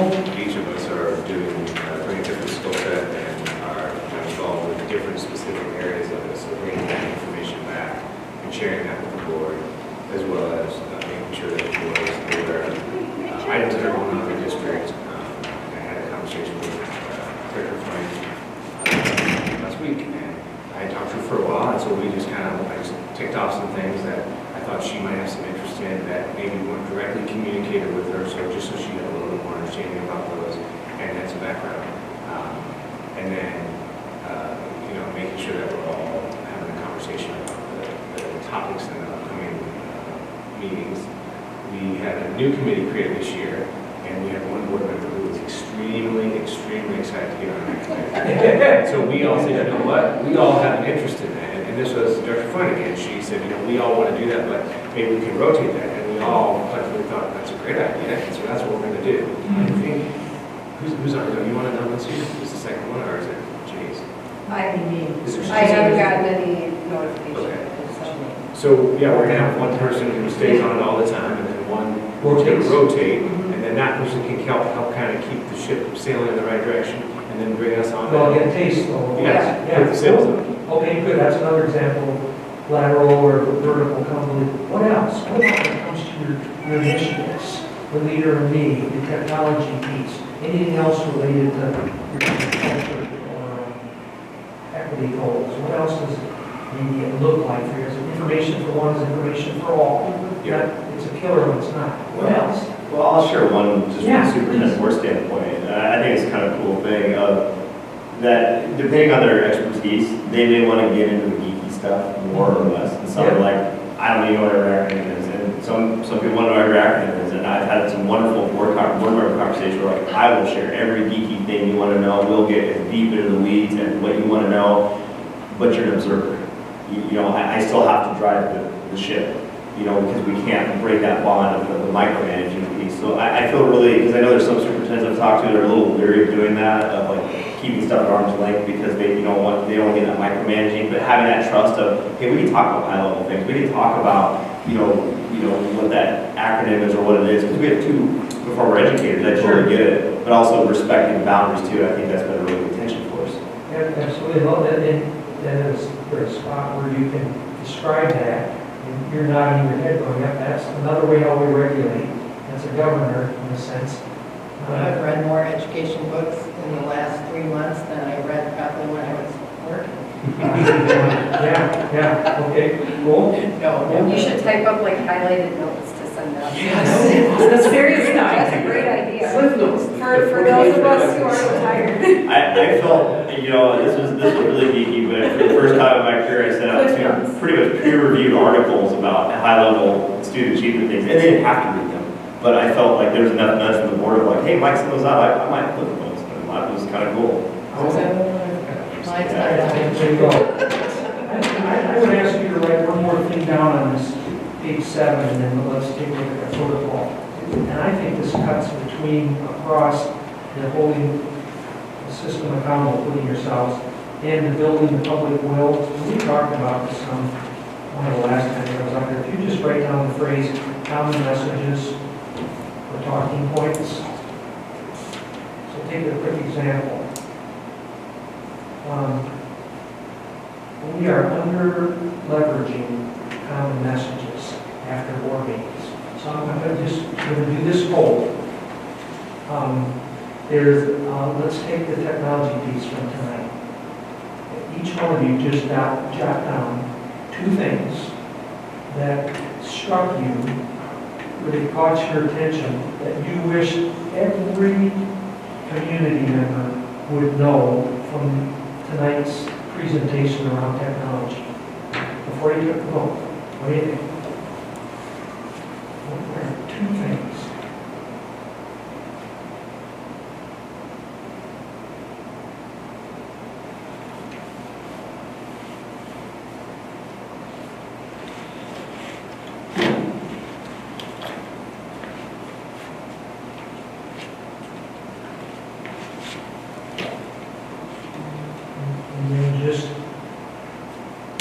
Let's hear them, and let's see how different or similar your big ideas from that are. So somebody get us rolling. I thought it was interesting to hear the teachers at different buildings that had the same opinion that they wish we had standardized equipment across all the classrooms. I never thought about it in terms of professional development for technology. I never thought about that from their perspective, and I think that that's really important. Because Sure. How are they supposed to know how to use it for our students if they don't know how to use it? Yeah. Right. Anybody else have one that was like that? Three others, so all 4 of you. So that's pretty significant to say that we all recognize that as an important piece. Absolutely, and bear with me, let's hear another round, and then let's talk about how you leverage, how you might use, not on every item, but I mean, what's the implication, how much money potentially? A ballpark, I mean, you don't have to answer right now, but what kind of money are you potentially looking at? More than $15,000. Oh, yeah. More than $50,000 potentially. I think you put a zero in it, right? Well, I mean, just the value of 1,300 devices and everything, you know, 700,000. Okay, so, whether it's 6 or 8 or 750, to make the point, you approved to let the bids go, right, for potentially $700,000. Doesn't it make sense that you'd be able to walk out of here with a couple of key ideas, and all 5 board members, the 2 students, Terry say, well, let's commit and make sure we're sharing these wherever we get the opportunity as we move forward. That's an accountability piece. Another one, that lateral piece. Let's hang together on the most important reasons why we make some of the key decisions. Let's identify those and get the word out. And not just through posting on the website. That's a good thing too, or that it's just in the minutes, but that we're committing to talk to people every chance we get about that. And I know that Janice's answer, or a couple of her ideas, are going to mirror what Missy said, what Josh said. And I think the power of that, trust and accountability, we may not say it all the same way. But boy, there's a golden opportunity there. So what else? So that was one about the standardized equipment. What else was a key takeaway for you? It's kind of the same thing with it, we give them all new at once, so that they're not breaking down and. Saves money to have uniform parts. Standardization. And standardization on the same page. Good. Another one. What's another common message? I had Good idea. tech staff more connected to the staff and students through professional development. So talk just a little bit more about that. What would I tell my mother-in-law? What's she's 90 plus, so. Go ahead. That our tech person knows all the stuff about how to use this equipment, and she's going to share that knowledge, or someone is going to share that knowledge with the teachers and perhaps the students so that they can use it. Absolutely. And then just for fun, this isn't a common message, but think about the structure you've talked about and Mike did about teacher leaders and how you're using staff development, see the potential there, right, to be able to roll that out among your staff when the technology shows up. And think of what that means when somebody who says, 700,000, how come that much, and how do you know it's going to make a difference? Just to be able to describe, we've got a structure to roll that out. Right? Cool, conference. Somebody else, what's another common message? I still for I put it's critical for academics. So the teachers talk to them about the different technologies and how they're important in the classroom. They didn't go into specific like in math and this or social studies or this, but because they a little bit on the different technology that's needed now for the students and the programs, but also the teachers talking about in the classroom how technology is a critical component of academics and learning. So making sure that they have stuff that works, used, does what they need, and for the first time ever have and I think first time ever hearing assistive devices in the classroom, which is great for those students who need it. That's fantastic. Absolutely. So I'm going to pause for now because the point isn't to perfect 3 or 4 messages, but we all click on that standardized equipment and bundle and buy it at once, and then we start to elaborate with some more things about our technology person that seems to have a good handle, really good understanding of what's available, and we saw, heard evidence and connected with teachers, and then it played a piece into what's needed. You talked about the task force, or I forget what group it was, right? How these pieces fit together. So if you know that the 5 board members and the 2 students, Mike, Terry, are leaving with 2 or 3 common messages like that, think about the potential there. And that does reinforce an accountability to our taxpayers and our staff, that we are thinking big picture how this stuff fits together. And it's a chance to take advantage of an opportunity.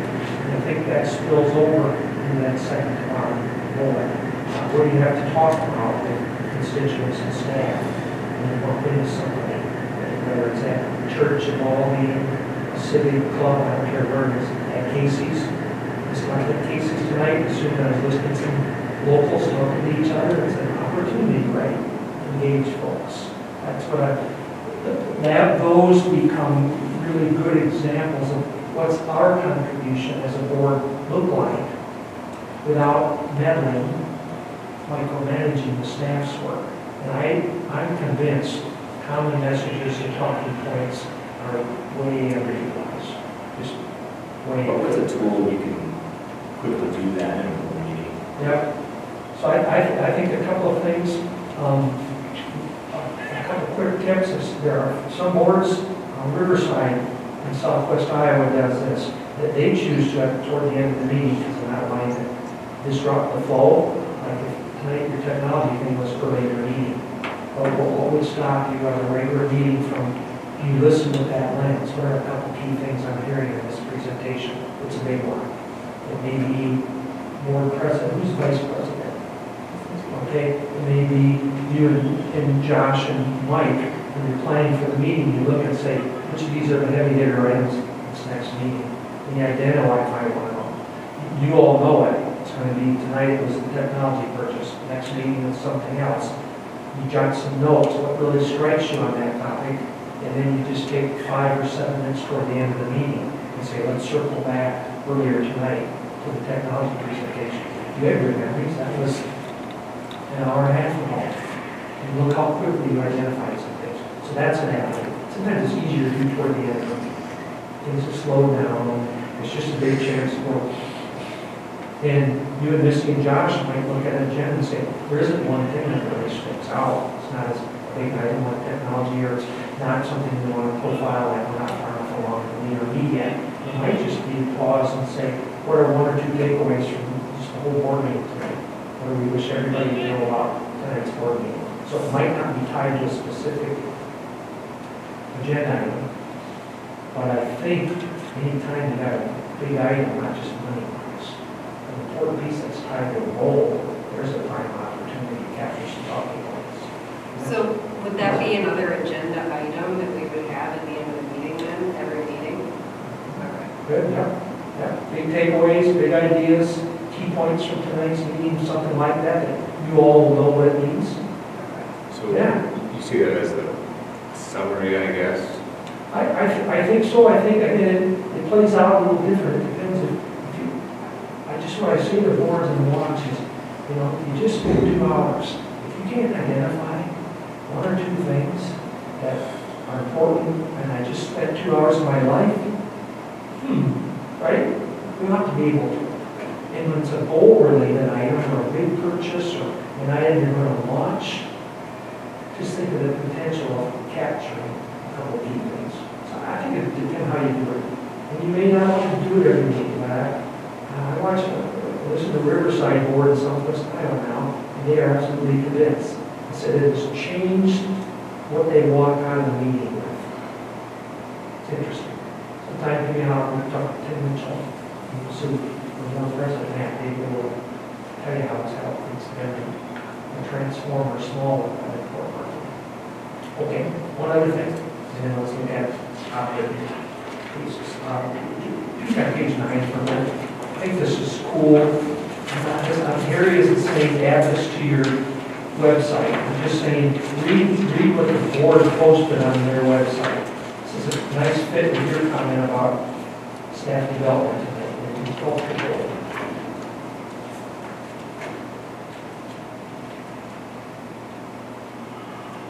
Something like that say to the North South staff. Right? With you, not against you. That's right, that's right. I'm not saying you have to, the goal here is to say, get something on your website this week. I'm just sharing examples of things that might fit nicely or build on some cool things you already have going on. All right, last thing about this piece. 30 seconds or a minute on page 11. Don't get hung up by the dates on the lower left. And you might at some point look at this and go, yeah, I don't like it, and don't use it. But it's one example of a generic template, how board soup teams have tried to build in some regularity for monitoring meetings or progress reports. And it might depend. You might have some goals that a natural fix only once or twice a year. But you might have some high leverage goals that it really behooves you to periodically, 2-3 times a year, be hearing updates. I'm not saying you are doing that already. If you already are, good. Seize the moment, stay with that. Stay with that. And some sort of structure. And always looking at the left and the right. What's the impact on kids or our culture, the gray boxes, and the right, how are we doing with implementing the initiatives? how's that going? Make sense? And the golden one from my perspective, page 13, you can read that on your own. In essence, it says, if we were going to use this kind of protocol or this set of questions, how would we set that up with staff and principals ahead of time? Mike, that would relate more to your leadership. And if you, but I want you to flip to the last page. If you're using something like this already, cool. If you aren't, that would be my biggest goal, my takeaway, other than my comment earlier about metrics, would be this tool or something like it. And the idea is it's board centric.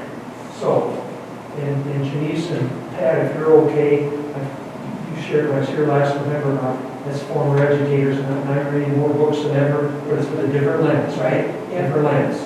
And so, how do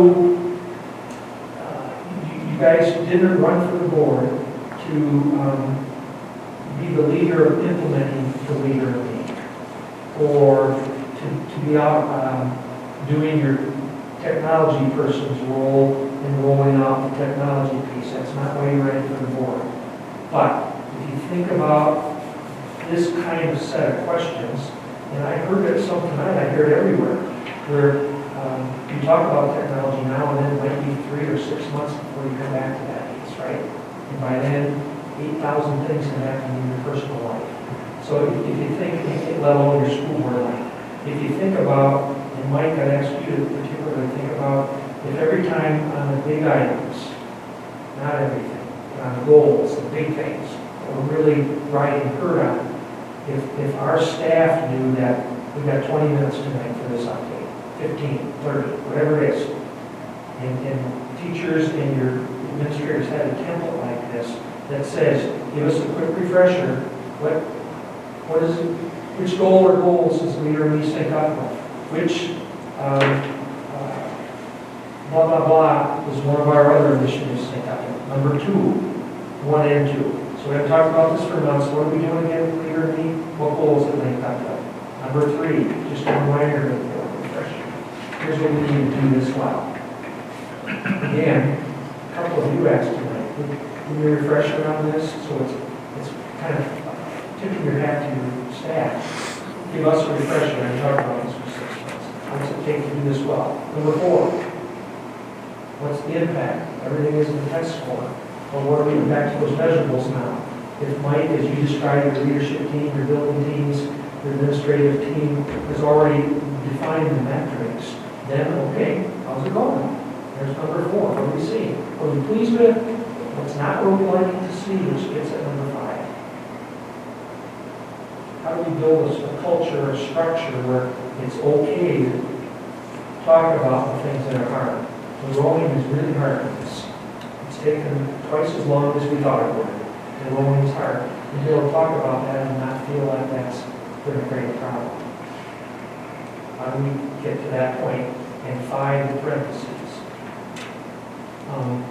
If a group of staff comes in, and I saw this play out well with you tonight, and you're looking intentional about thinking about your role as a board, and you're not in Mike's role, you're not in the principal's role. So if a group comes in to report on a leader in 6 months, in a year and a half, and they hit a major roadblock, that they're not saying to you, I don't know, this isn't working, what do you think we should do? What's wrong with that approach? You're the board. If your staff says, what do you think we should do? They're inviting you into their world, and that's not your line of work, right? So that the parentheses are intended as, if you're able to build a culture where staff can say, here's something that is a challenge for us right now in this initiative, that you're expecting them to bring the ideas and Mike and principals and the lead team. What are the solutions to this problem? We're not saying, you're not expected to solve it. It's their role to solve it and come to your solutions in mind. Makes sense? And have our watch boards step off if the board members start to try to solve the problem. That's not the wheelhouse. So you can build in a safeguard for staff. And number 6, I think we capture key messages. Part of what goes out of that is as our staff increase. So, in threes again, and Justin, maybe Mike help for a half a minute, just in threes, what would something like this set of questions or this protocol be helpful to you, and in what ways? Or do you already have something like that going? How we approach it?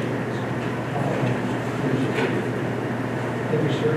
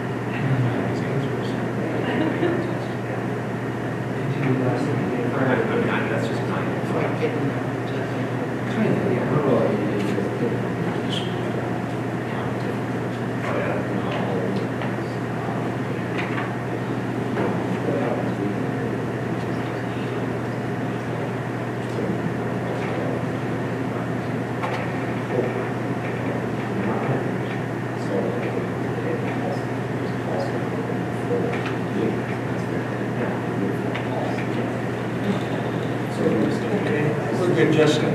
Thank you.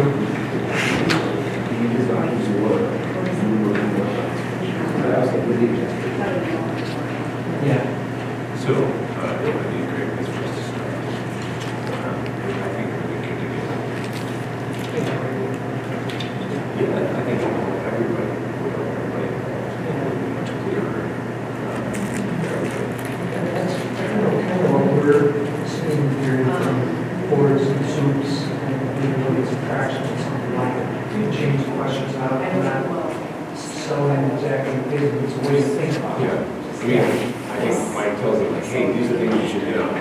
He's thinking in his mind, like, this is, I emphasize this is really important. So I think the board's really going to care about it. But for them, that's just a small detail that they kind of just move on past. Well, we had a presentation last week. We had 4 minutes. We had 10 minutes and, well, 12 minutes, but it was more concise. Oh, yeah. And so those that type of stuff. Folks kind of set some of those guideposts before folks come in. Yeah. They're focused. Well, they're intelligent, they just go right at it. Okay, so tell me before we take a quick peek at your operating principles and we'll call it a night, is what's a takeaway for you? You may, again, already be doing this, but what's an important thing for you to keep in mind as a board as you look to elevate, strengthen, and take next steps with your leadership around your goals, especially teaching and learning? What are important things for you guys to keep in mind as a board? Wanting to strengthen our leadership, growing, teaching, learning our goals. What do we need to keep in mind? What's important for us as a board? Sit down and read. Okay, yeah. Rely on the accountability of the administrators, every step, there's need to do it. And it's the old trust but verify, so you trust, but as you get information, progress reports or updates, that helps you play that role. I think communication and transparency are also a big part of that. Anything else?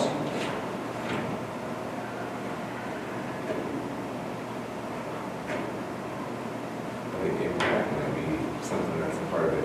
What's the impact? Is this district-wide? Is this one building? Is this one class? Is this one grade? How does this fit together in the bigger picture?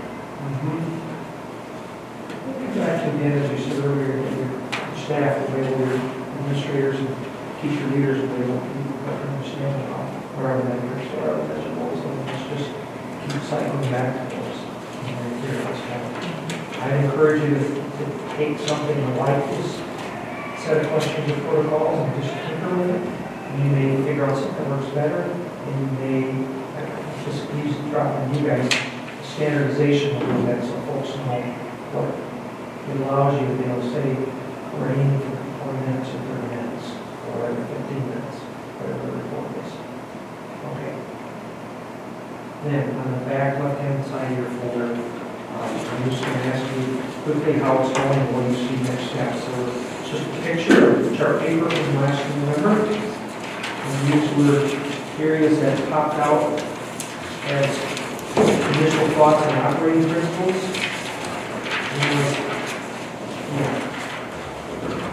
Mike, you guys also have our family commitments on the back side of your strategic plan. Out of the family, could you give us a quick reminder about those? Who are those aimed at? It's for our whole staff, honor the family, so we never say anything about the family that doesn't bring honor. Keep calm and teach, we just remind all of our staff, no matter what happens. Two, keep the main thing the main thing, so remember why we do. It's just a reminder of our mission, vision, and values. Assume positive intent, that we never make assumptions that people are here to hurt us. No surprises, that's a big one. And then be vulnerable is how we speak to growth. We expect people to be reflective and go into those views and growth. If you look at these, which were ones when Dawn and I were there in the fall, that you guys identified, and I just heard some parallels. But talk to me, where are you with these as ideas for operating principles? Are there additional key things that would be helpful? What do you need to do to seal the deal? How's it going with these? What's your quick take? Are these still the important pieces for you as a board? A, B, C, D, E.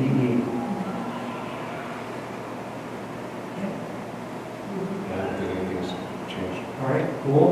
I think we took a lot of extra time out of it. So Yeah, that's good. Great. Yeah, I think that's working really well, you know. We seem like use that more recently, so I ask a question, an email comes out, this question's And all the asked, here's info. the answer. Yeah, great. And my take would be maybe once a year, twice a year, you just pull these out, and allocate a few minutes, maybe it's easier at a workshop, if you got another workshop toward the end of the meeting or something. And once or twice a year, ask yourself, how are we doing at these? Just like you can continue your updates on how the leader me is working. You do your own out, that's another example of that lateral and vertical accountability, holding ourselves accountable, keeping these in front of us. Fair enough? Sure is. It's 8:20, let me take care of that. Any closing comments for the good of it all? Thoughts? There's a one sheet in the back right-hand side, which will take a couple minutes. If we fill it out and pull it in. And thanks for your time tonight.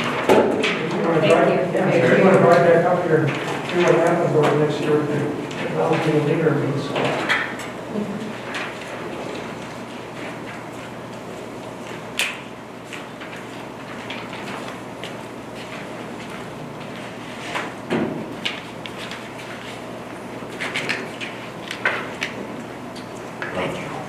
Gary, do you have anything else for us?